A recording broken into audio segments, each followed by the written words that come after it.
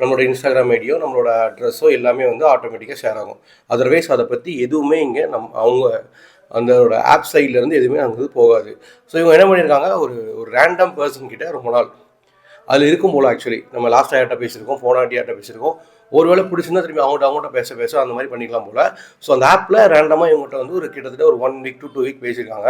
2 வாரம் பேசி எனக்கு ஓகே இவர்கிட்ட நம்ம நம்பரை கொடுக்கலான்னு சொல்லிட்டு இவங்க கொடுத்துட்டாங்க. இப்போ என்ன பிரச்சனை அப்படின்னா, இவங்களுக்கு மேரேஜ் இவங்க ஹஸ்பண்டுக்கு தெரிலன்றது ஓகே. இப்போது ஆப்போசிட்டில் பேசுகிற ஜெண்டர் ஒரு பையனாக இருக்கலாம், ஸ்கூல் பையனாக இருக்கலாம், காலேஜ் பையனாக இருக்கலாம், இவங்ககிட்ட மாட்டினது யார் அப்படின்னா ஒரு 55 ஆல்மோஸ்ட் 50 to 55 ஏஜில் ஒரு பர்சன்.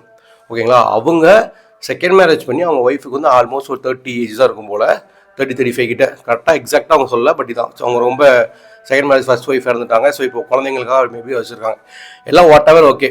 இப்போ இவங்க பேசிட்டாங்க. பேசினோன்னு என்னாச்சுன்னா அவங்க ஒய்ஃப் வந்து ஒரு 1 week இவங்க அதை பேசின டைமில் நோட் பண்ணிட்டு இருக்காங்க இவரோட